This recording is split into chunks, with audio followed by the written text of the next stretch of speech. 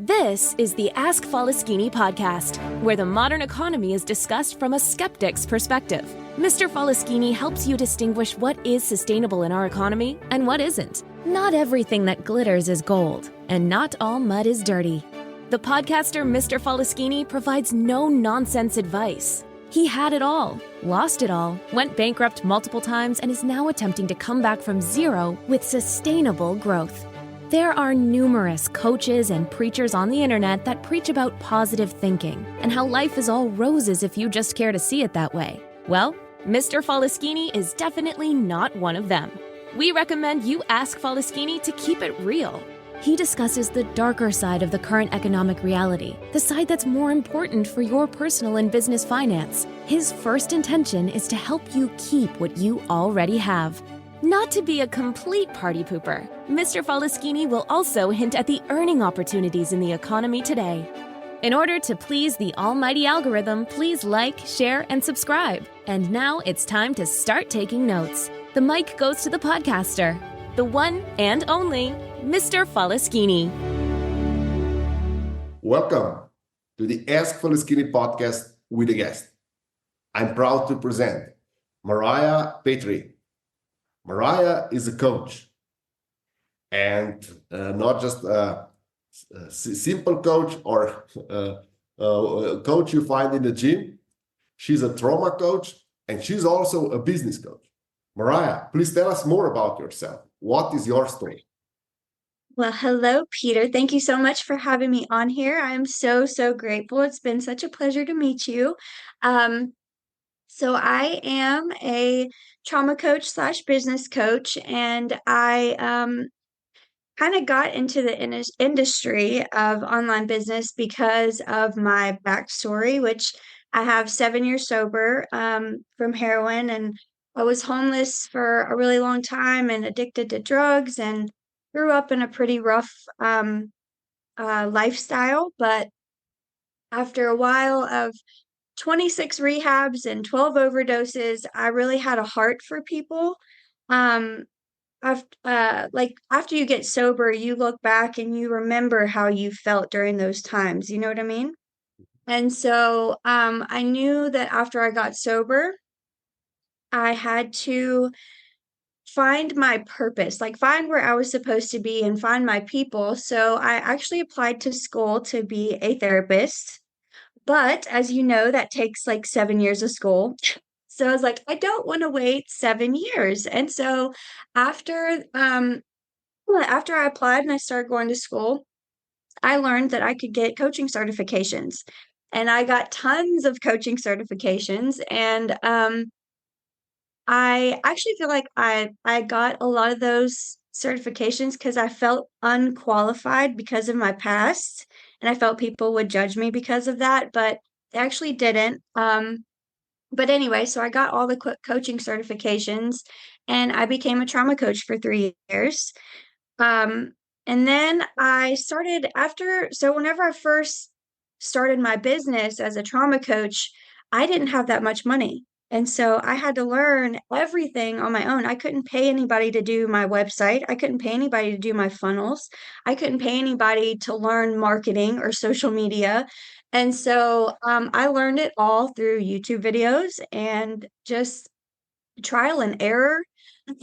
So um, I had all of my friends asking me, hey, could you do this for me? Or hey, could you do that for me? And so I was like, absolutely, and I gave them a price, and they were like, well, that's awesome. And I would do that for them.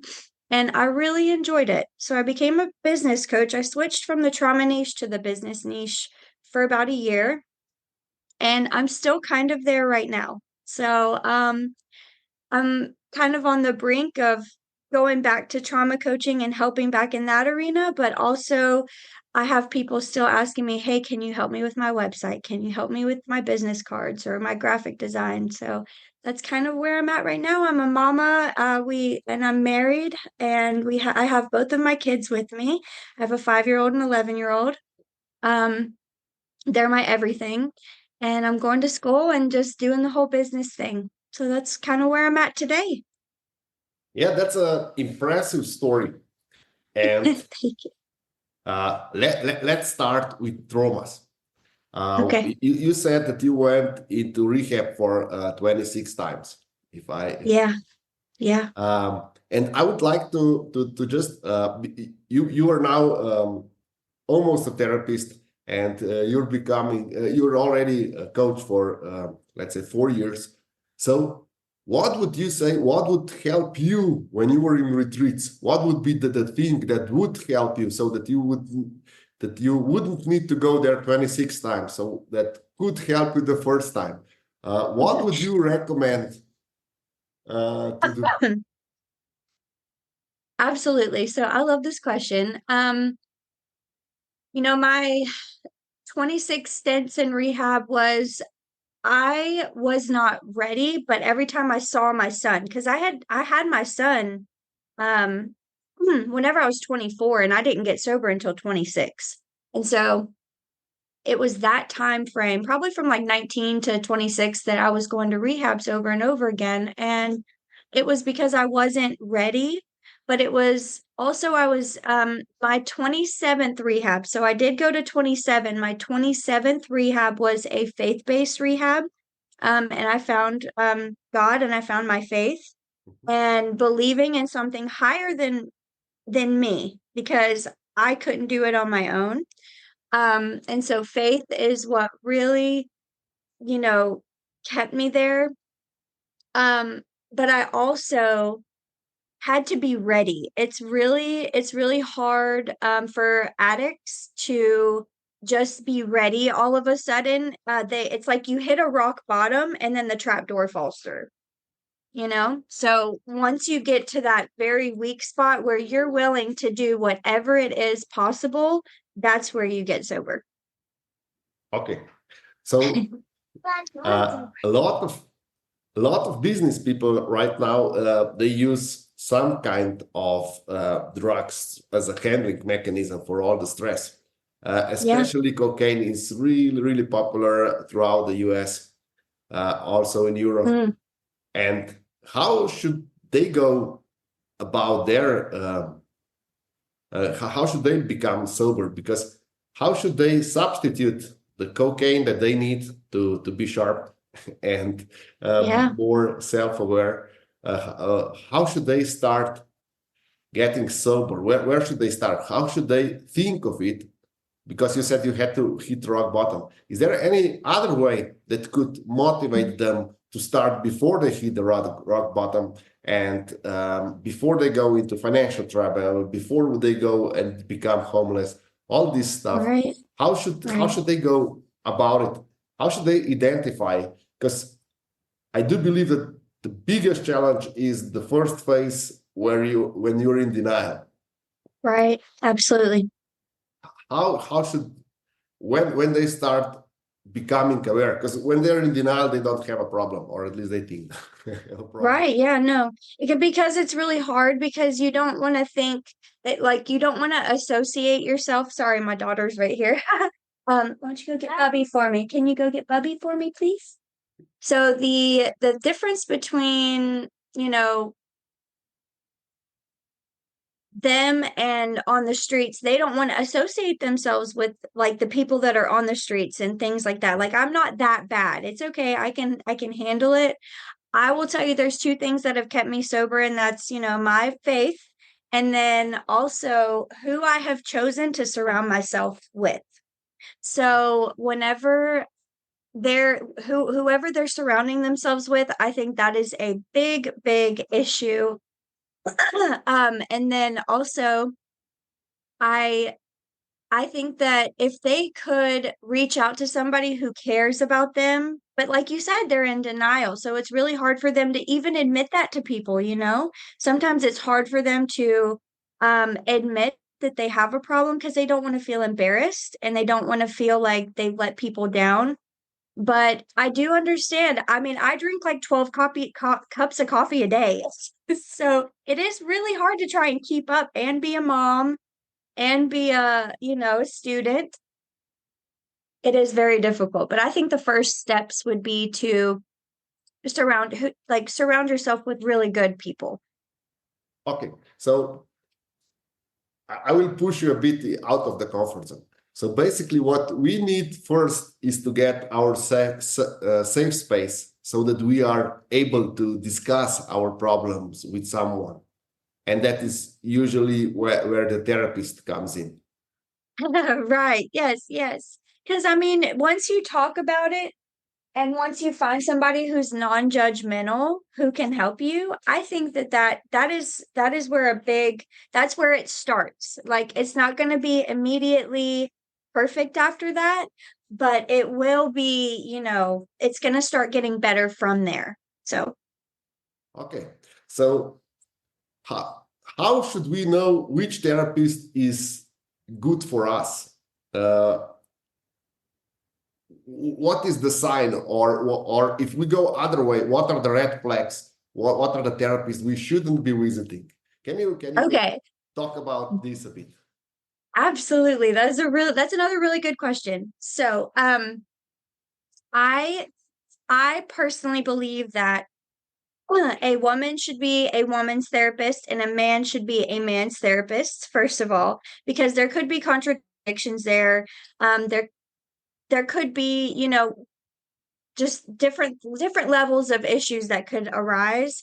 And then I also think that red flags are if they if they if they aren't listening to you and they're just trying to um I don't know how to explain that. They're not feeling empathy for you. They're not making you feel comfortable. They're not making you feel like you are capable of being something better than yourself. I think that those are big red flags. Okay.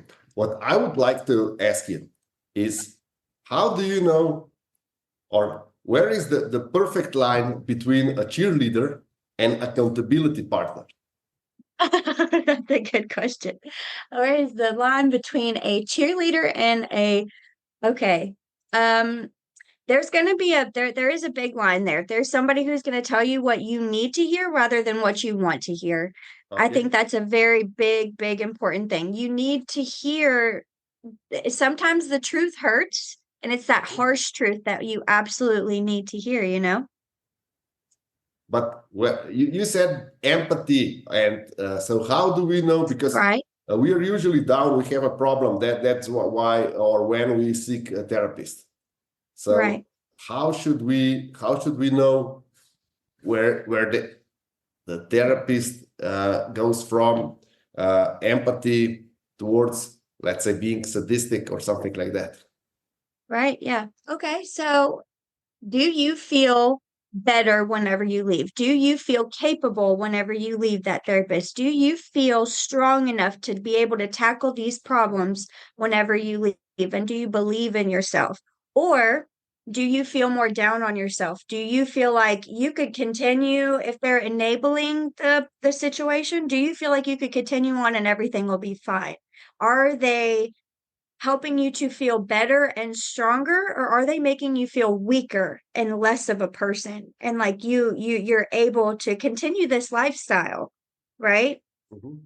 And you can hide it, but you really need somebody who's going to make you feel as though you are fully capable of tackling whatever problem it may be. It could be addiction, it could be cheating on your spouse, it could be overeating, it could be simple as overeating.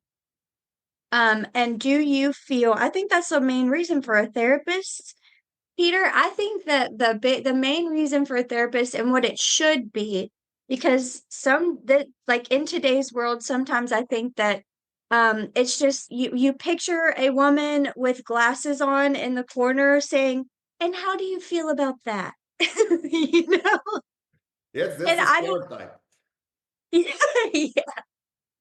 So anyway, I think that you should leave feeling relieved and that your problem that you see, because a real therapist will get you to resources where you're able to get help, whatever Mhm. it may be. And so you should feel relieved and that you're able to get better. Does that answer your question? Yes, we're close, and because this empathy for me, um, my biggest challenge, because I went through a lot of therapists, was because when you're dealing with traumas or fears and stuff like that, it's not the most comfortable session usually. Right. Absolutely. So when you say you must feel better when you leave, okay, I agree in general, but when you're dealing with traumas, you will probably feel much worse when you leave. I agree. So I do believe there's a lot of trial and error before you find the right coach or therapist involved. And now, because you have two expertise that I really like, that are a bit, let's say, not typical. So business coach, coach and trauma coach.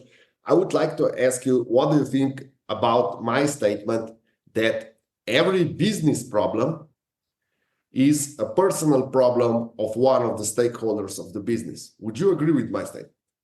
Oh, I think I do. Absolutely. Absolutely. See, because it's funny that we like the way that we just transitioned, because what I help women with is their inner child. Okay. And so I believe that all of our problems that we have today are a result of our childhood or a bad relationship we've been in. So we are about as emotionally mature as the age where our first big T trauma happened. And so Okay. if you have a business where there's a bunch of grown adults who haven't worked on themselves and haven't, went to try and fix their traumas, you have a bunch of little kids running a business. Okay. Does that make sense? On Yes. the inside, their reactions and their behaviors. Absolutely. So if I got it correctly, everyone is as mature as the age where he faced his or her first trauma. Emotionally mature, not as Okay. mature, but as emotionally. So our emotional responses to things and our fears and our worries, and they show up in business a lot. So our emotional maturity is what I believe to be, the age. So for me, I had a very big T trauma happen whenever I was 12. And so that is where my emotional maturity is. So but if you start working on that and your responses to situations, that's where you can start to improve. Okay. So as a business coach, do you often catch yourself going into trauma coaching when talking with your clients regarding an order or delivery that they want or they have a problem with? Can you please tell us more about these feelings that you have because of your expertise? Yeah. So that's actually who I helped. I helped like women who have went through trauma, but they have been called to business. So but it really ties into business a lot, and how just every time they would post on social media, they weren't feeling confident in themselves. And whenever they would put their website, they would be afraid of what people would think. Whenever they would write their emails, everything ties into that. And our thoughts about ourselves, because of what we've been through, begins to tie into our business. And so they would come to me and say, well, I'll be working on this, or I'm worried about, will you check this post for me? I don't think I like it very much. And can you help me revise it? And, or I want to switch my niche, or I want to switch my audience. And so I would talk to them and we would try to figure out what are you afraid of? There's a lot of fear behind business, I think, whenever it comes to that emotional maturity and that inner child, if that makes sense. So that's kind of what I work with them with sometimes. Okay. So you're all about marketing, and right now, so setting up web pages, sales funnels, Yeah. and social media. So how much anxiety is in an, let's say, average client when they come to you? Because we all know when we are present in social media, there is a lot of showing ourselves as a process, especially small businesses are prone to that we are a personal brand also, not just a corporate brand. Yes. How much anxiety this causes to people because they don't know what the feedback will be from the audience or even their clients. Yeah, it's a huge anxiety. They're putting themselves out there and they're trying to be vulnerable. They're trying to build this brand and they're trying to figure out their brand kind of in the process. I feel like they're trying to find their I don't want to say niche, but they're trying to find their brand. They're trying their identity in the business space. And so they have so much anxiety about what will people think? Will people like my idea? Will people reject my idea? Am I going to be rejected? Am I going to post this and only get 2 likes and 1 comment and no buys for my product or for my service? And so there's a lot of anxiety that I see, and I even have it myself too, you know? Okay, I think there's a certain percentage of anxiety we all experience when we post something. It's Yeah. like anticipation, but in the same way, it's also Yeah. anxiety. And then Yeah. what I experience a lot is I'm 100% sure this video is gonna be a hit, and then nobody likes it. And then, okay, I'll just do this video because I need to, and it's a huge hit. So Yes, I never know exactly. what the future will bring to me, and I it's know. hard to let go with the flow. Yeah, it is. It is that, and I feel like everybody blames it on the algorithm, right? The algorithm. It's the algorithm. Yeah, But it's that's good. outer attribution to what we are experiencing. So it's just someone needs to be guilty, and the easiest thing is to blame algorithm. So at least I see my handling processes. Okay, algorithm are is against me, and then when I That's a win, good. it's not supporting me. It was me who produced the content. Wow. That's good. You know, you are so like honest and you like I love that. I love that you're so honest about that. That is true. We really want somebody to blame. And so we just blame something that really has no like a it's a computer. So it's a good outlet, right? I Mhm. like that. That's good.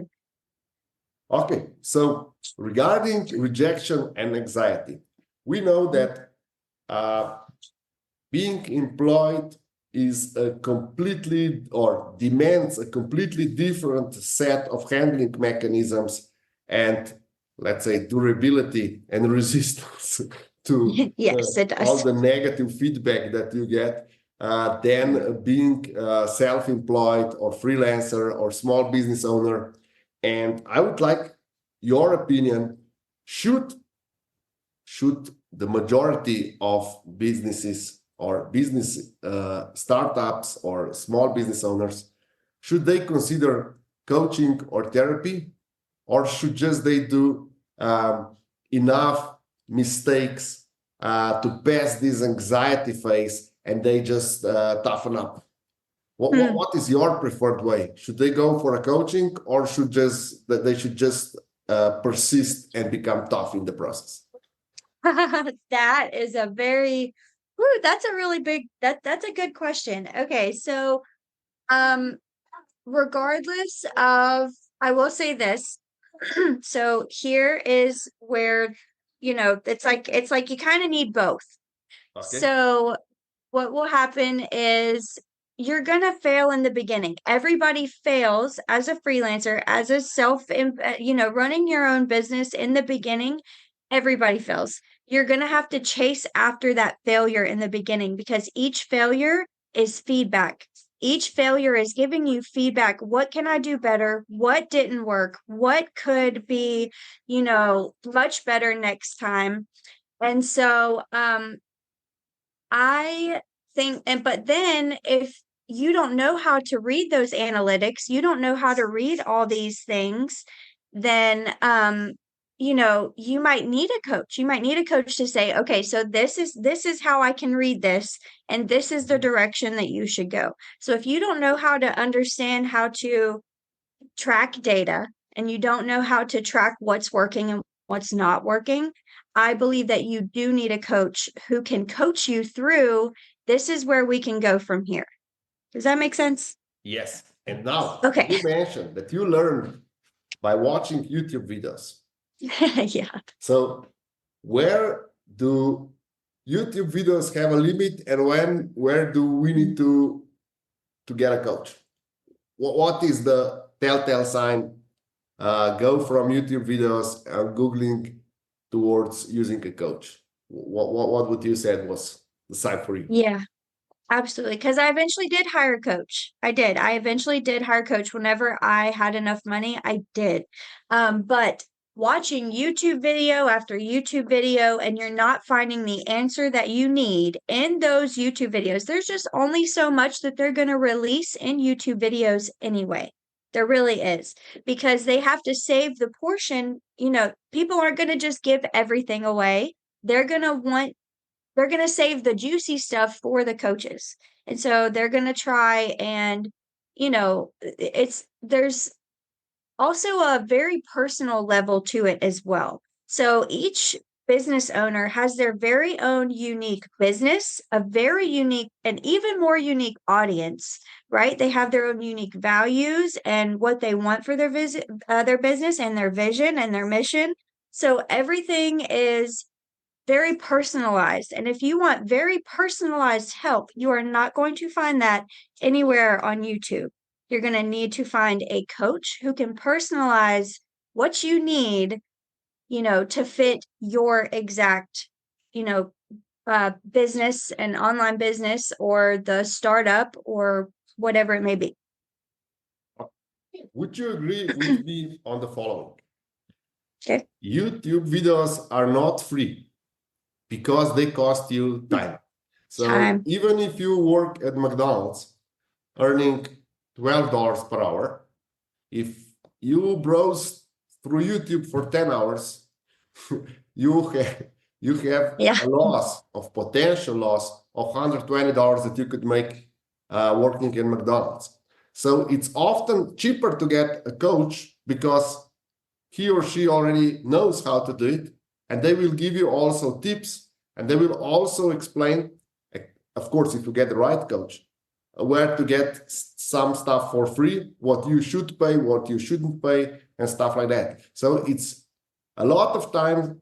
It's cheaper to pay $100 per hour or so to a coach. Of course, you cannot get a first great coach who charges, I don't know, $10,000 per hour. That's not, right. But you don't need it in the beginning, because it's like if you go in the gym and it's your first time in the gym, probably the coach there will be able to help you, and you don't need same coach as someone who intends to win Olympic Games. Right.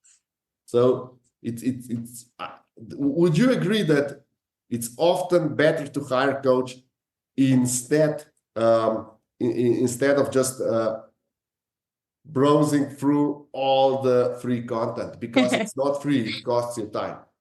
Absolutely. I do agree with that. I do. I believe that time is money 100%.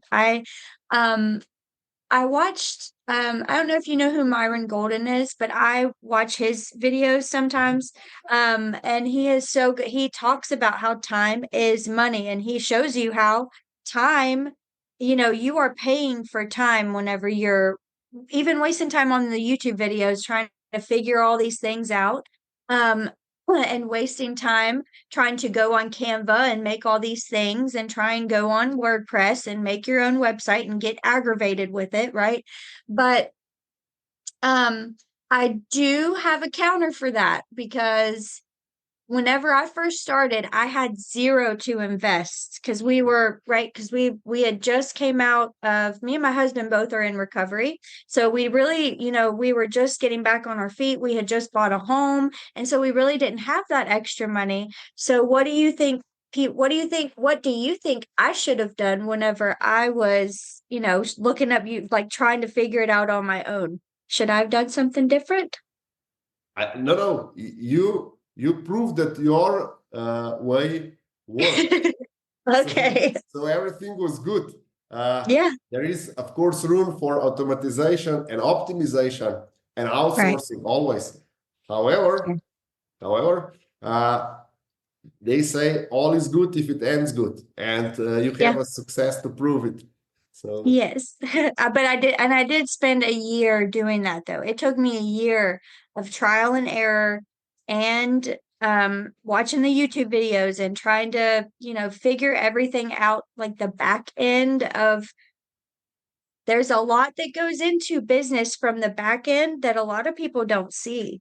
There's a lot going on in the background and that I learned, but it did take me a year. So I do agree that if I would have had the money, Peter, I mean, I wanted to so bad, but I just at the time I didn't have the money. And so that's what you got to do, what you got to do whenever you've got a vision. I'm one of those people that you can't stop me once I get an idea in my mind. I was like, I'm going to build this business and I'm not going to stop until I do. So, okay, one more thing before we finish, I would like to yeah, know your take as a coach and especially as a business coach. You yeah. said that there's a lot going on in the background of every business that most people don't even know about. Would you Yeah. agree that nowadays people that are starting business are under huge influence of movies and series they watch on Netflix, how business is done and how business should be procured? And that is a huge Mm. problem because they do not go and ask an expert, but they start putting together business as they imagine it from the TV series or movie they like.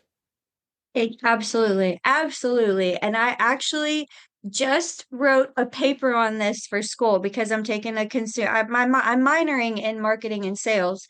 And so right now I'm studying consumer behavior. And the way that it is portrayed, right? And I think that there's a big element there of I really just want security and I want to run this business. I want to make a business so that I can make good money so I can feel secure, right? So I want to have security. I think there's a big image of that. But then there's all of these pieces to building a business that they don't see. They just see, like you said, on the Netflix series and on the documentaries, all they see is this big, beautiful business that's making cash flow. And they're like, I can probably figure that out. Most of them nowadays are probably going to Chat GPT, thinking Chat GPT can just build their whole entire business for them.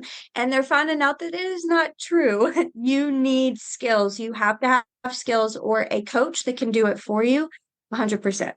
Does that answer your question? Yes.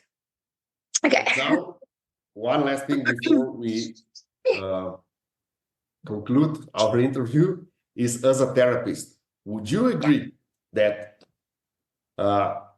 women start business for security reasons because they want to secure enough money for their family, and men start their business for glory?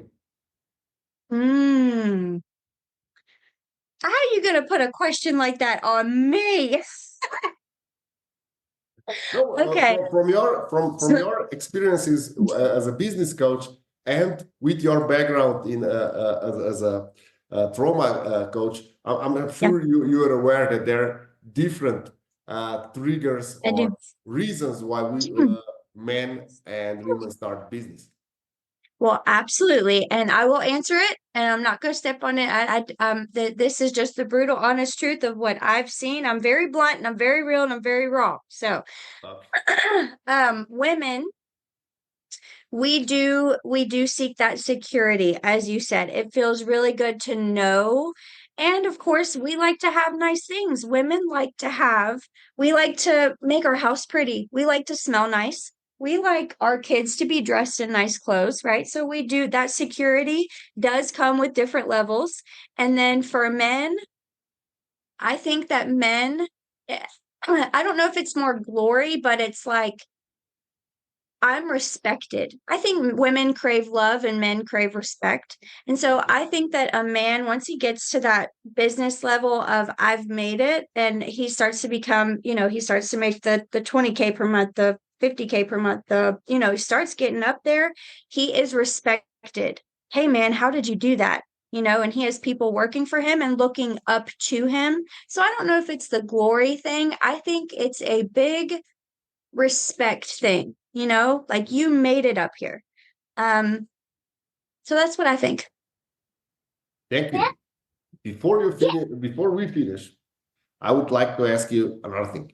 Is there a secret or a trick of the trade that you could share with our audience? Something that could help them when they decide on something or when they're doing something, a small trick or a whole trade secret that you can disclose in this interview? Yeah. So the first thing that comes to my mind, and I don't know why, but it must be what it's meant for, is something that I just helped a client with, because she doesn't have very much money and she can't afford a whole course platform, but you can actually make and sell a course on Trello. You can make a course on a Trello board, and then you can connect it to Stripe, and you wouldn't have, you don't really pay for Stripe for a monthly fee. But is that something that might be helpful, or do you want me to? Okay. So yeah, so you would just make the Trello board and put your videos and the resources in a Trello board, and you could do that through Stripe if you wanted to make a course or sell a course for cheap. Thank you very much. You're welcome. Mariah, thank you for being my guest tonight. Thank you for all the insights. And I would just need to ask you one more thing. Where can our listeners get in touch with you? Yes, so you can find me on Facebook at Mariah Pettry. You can find me on Instagram at Mariah Pettry. And my website is awakenhercoaching.com. Thank you very much. Thank you.